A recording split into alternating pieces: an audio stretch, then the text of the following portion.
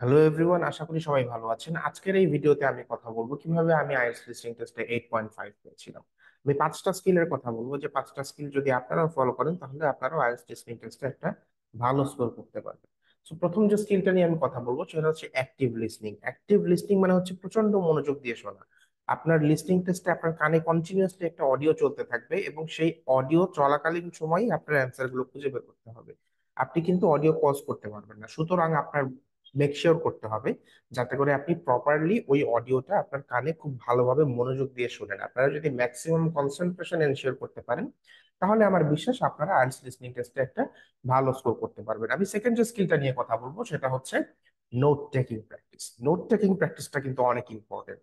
আপনারা যখন ইউনিভার্সিটির লেকচার শোনেন বা কলেজের লেকচার শোনেন বা ইউটিউব ভিডিওতে কোনো ভিডিও লেকচার শোনেন, আপনারা যদি রেগুলারলি প্র্যাকটিসটা করেন যে আপনারা অডিও পজ করছেন না বা আপনারা টিচার বা লেকচারারকে থামিয়ে দিচ্ছেন না যে স্যার এই পয়েন্টটা আরেকবার একটু বলবেন, সে একই সাথে কথা বলতে যাচ্ছে কিংবা ইউটিউবে একটা ভিডিও কন্টিনিউয়াসলি চলছে এবং আপনারা একই সাথে নোট টেকিং করছেন, কি বলছে সেটার গুরুত্বপূর্ণ পয়েন্টস গুলো নোট করছেন, এটা যদি আপনারা করেন তাহলে আপনারা আইএলটিএস লিসনিং টেস্টে খুব ভালোভাবে একটা স্কোর করতে পারবেন। এবং এখানে ইম্পর্টেন্ট হচ্ছে একই সাথে শুনতে শুনতে কোনো কিছু লেখা, যে স্কিলটা সেই স্কিলটা মাস্টার করা। যদি সেই স্কিলটা আপনারা মাস্টার করতে পারেন তাহলে আইএলটিএস লিসনিং টেস্টে ভালো একটা স্কোর করা আপনাদের জন্য খুব কঠিন কিছু হবে না।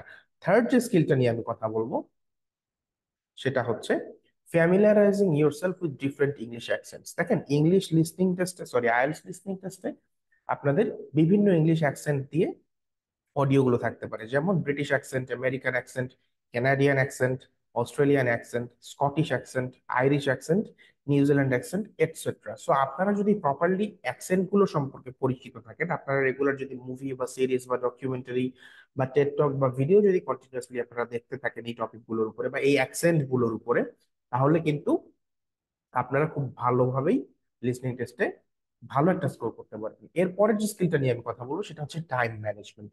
টাইম ম্যানেজমেন্ট অনেক বেশি ইম্পর্টেন্ট, কারণ আপনি যখন কন্টিনিউয়াসলি অডিওটা শুনছেন, এই অডিও শুনতে শুনতে আপনার অ্যান্সার বের করতে হচ্ছে। আবার একটা অডিও আর আরেকটা অডিওর মাঝখানে বলে ইউ হ্যাভ 30 সেকেন্ডস অথবা you have some time to look at questions অমুক তমুক। ওই যেটুকু সময় আপনাকে দিচ্ছে আইএলটিএস লিসনিং টেস্টে, ওইটুকু সময় কিন্তু অনেক বেশি গুরুত্বপূর্ণ। কারণ এর মধ্যে আপনার বুঝে নিতে হবে যে কোন কোন কোয়েশ্চেন গুলো আছে, তাহলে কোন জিনিসগুলোতে আপনি ফোকাস করবেন ওই অডিও চলাকালীন সময়।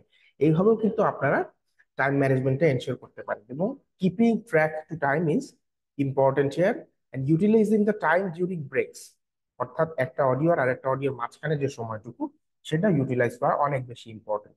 এরপরের যে স্কিলটা নিয়ে আমি কথা বলবো সেটা হচ্ছে ইউজিং কনটেক্সচুয়াল ক্লুজ। একটা অডিও যখন চলছে তখন আপনার বুঝতে হবে যে ঠিক কোন জায়গাটায় প্রবাবল অ্যান্সারটা থাকতে পারে। আপনার কোয়েশ্চেনে যেরকম যে যে ওয়ার্ড বা যে ক্লু গুলো থাকবে, সেই ক্লু গুলোর কথা বা সেই টপিক গুলোর কথা অডিওতে কখন বলছে এইটা আপনার বুঝতে হবে। যদি আপনি এটা বুঝতে পারেন, আপনি যদি কনটেক্সটটা বুঝতে পারেন, তাহলে আপনার জন্য অ্যান্সারটা বের করা খুব ইজি হবে। এবং যত কম সময়ে পসিবল তত কম সময়ে আপনার ওই ক্লুটা বের করতে হবে, খুঁজে বের করতে হবে, তাহলেই আপনার দ্বারা আইএলটিএস লিসনিং টেস্টে ভালো একটা স্কোর করা সম্ভব। সো আমি যে 5টা স্কিলের কথা বললাম আরেকবার বলছি: অ্যাক্টিভ লিসনিং, প্রচন্ড মনোযোগ দিয়ে শোনা; নোট টেকিং প্র্যাকটিস, কোনো কিছু শুনতে শুনতে নোট নেওয়ার যে প্র্যাকটিসটা সেটা; ডিফারেন্ট ইংলিশ অ্যাকসেন্ট বোঝা; time management; and finally using contextual clues. এরকম আরো কিছু টিপস অ্যান্ড ট্রিক্স যদি আপনারা পেতে চান ভবিষ্যতে, তাহলে এই চ্যানেলটি ফলো করবেন, এই পেজটি ফলো করবেন। এবং যদি আইএলটিএস রেজিস্ট্রেশনে আপনারা ভর্তি হতে চান এই কোর্সের জন্য, তাহলে আপনারা নিচের দেওয়া রেজিস্ট্রেশন লিংকে ক্লিক করবেন। Thank you.